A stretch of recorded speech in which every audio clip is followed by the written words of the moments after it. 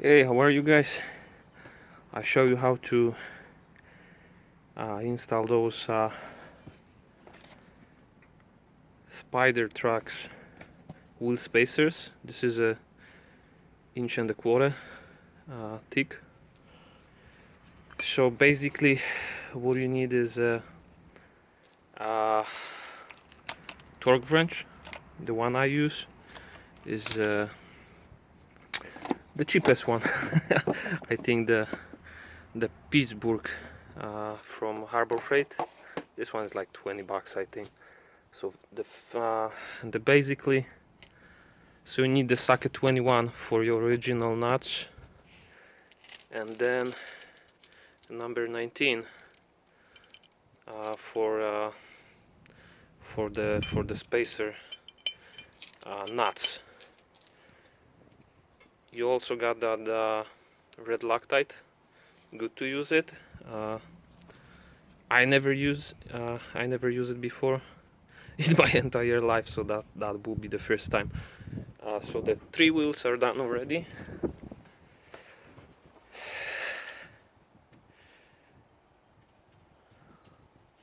It's a big difference. So that's the first one. I mean the front, which is done already.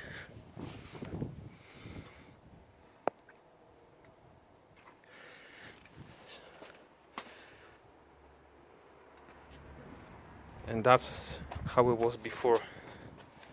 I mean, it's hard to tell now because the truck is lifted, but it's a huge difference.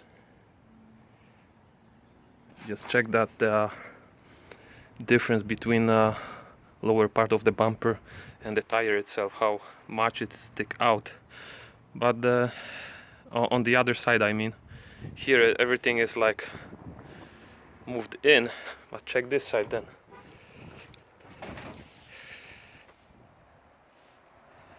So I think this is the biggest problem with all this GX, FJ Cruisers, Tacoma trucks, which are on the same frame and the similar drivetrains. So alright, I'll show you how I did it. I might be wrong at some point, especially with the Loctite. I don't know how much I'm supposed to use it, but I'm too lazy to check it on the YouTube right now. So let's go. I will pause the video a few times since I don't got the software to combine all these parts of videos, so everything will be at the one shot. Maybe it won't be super perfect, but at least it will give you the vision how to do it and how simple and easy it is.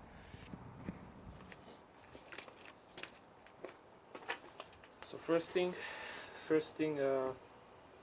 make sure you got the e-brake on. You can use some tire stoppers if you want. What I did, I got the e-brake, I got the stoppers in the back, and I'm using like a wooden stick, this size probably, I'll show you later, just to press the brake pedal, so it's like between the plastic cover underneath the seat and the brake pedal itself. I'll show you that later. So first thing, take the wheel off. Got this one. This is a 21 millimeter.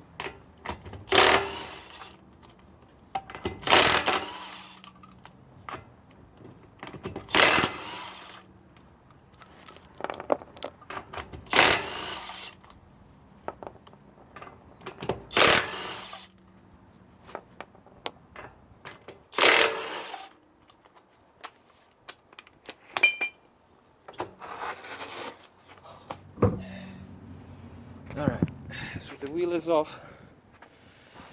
Some of guys I've seen on the YouTube, they're using that anti-seize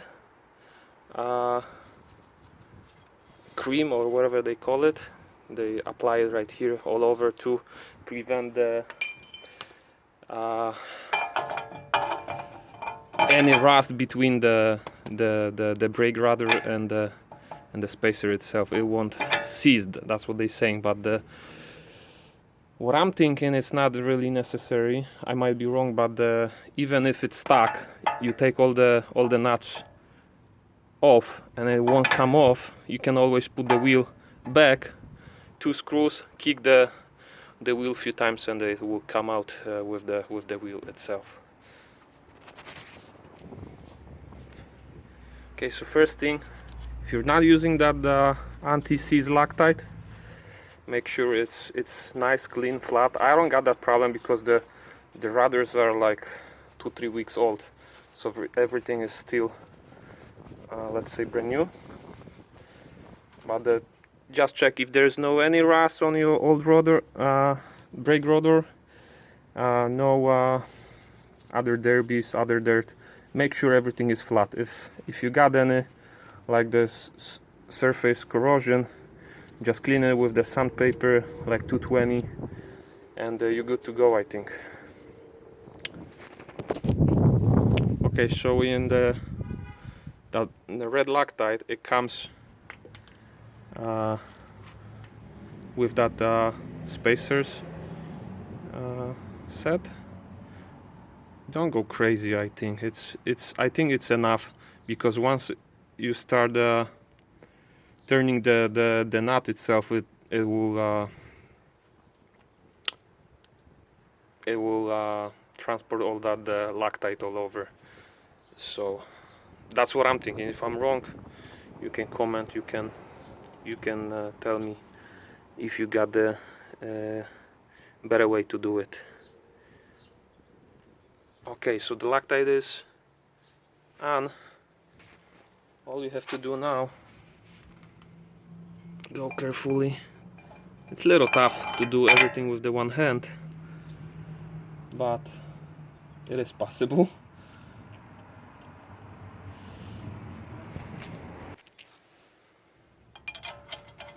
Now, time for the nuts.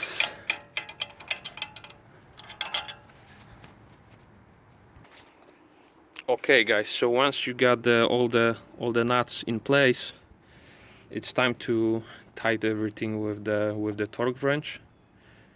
It's supposed to be, as the manual says, the Spidertrax manual says, to adjust it to the 90. Sorry guys, I'm a metric guy. 90 foot-pounds. So what they're saying, tighten with the 90, and then once you do like 100 miles, I believe, little less or more, take the wheels off again and then make sure everything is as it's supposed to be. Everything is nice and tight. You're safe, your life is depend on that.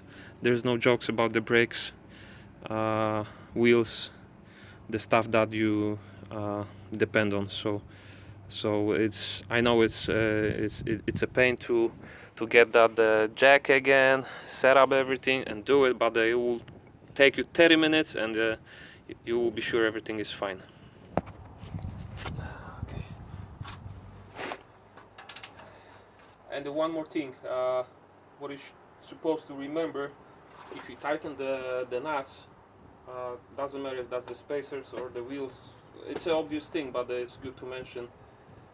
If you tie those nuts, you should go the criss-cross. If you're doing the one on the top, then do the other on the bottom. If you're doing the one on the left, then do the one on the right. And then just be careful. Once you hear the click, it's done. Then you can, once you tight all of them, you can go one more time just to be sure everything is nice and tight and you didn't miss anything.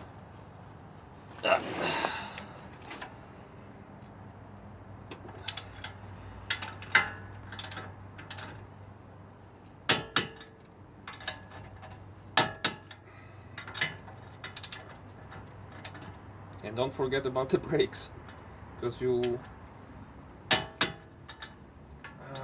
might break your transmission then.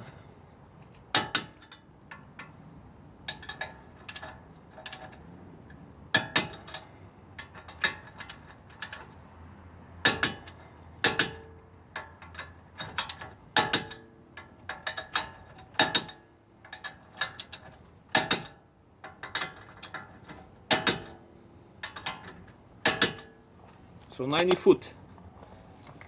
Time for a wheel.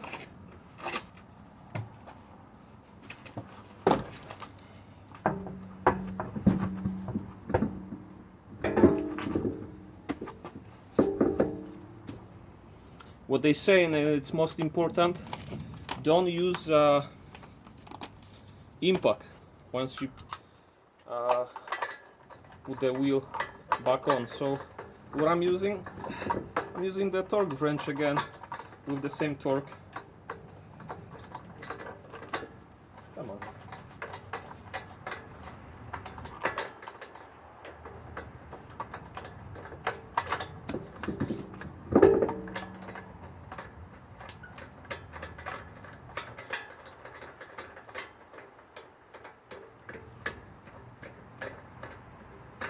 Oh jeez, it takes forever.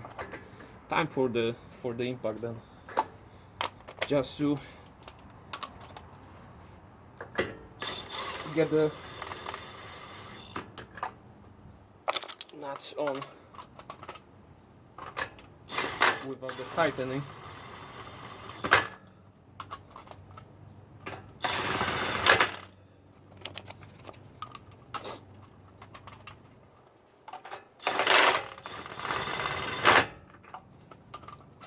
By the way, how you feel, guys? That quarantine works very well for me. I feel like I could do something about my car every day right now. Basically, for the last 3-4 weeks, I did so much stuff that I didn't have at the time for before. Okay, so time for the torque wrench.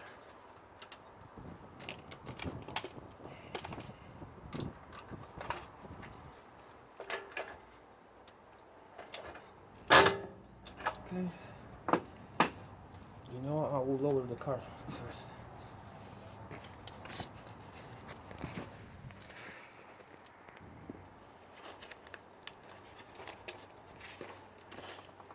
All right.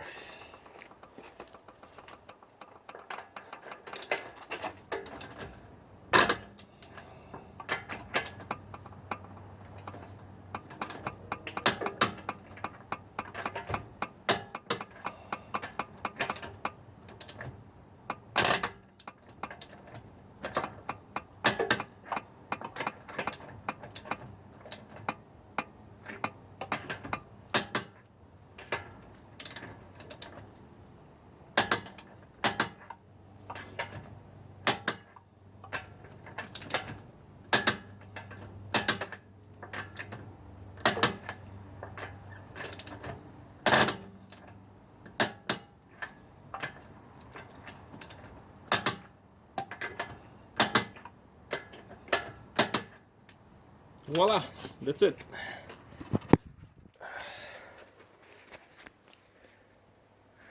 Yeah, it won't be hard to see anything, but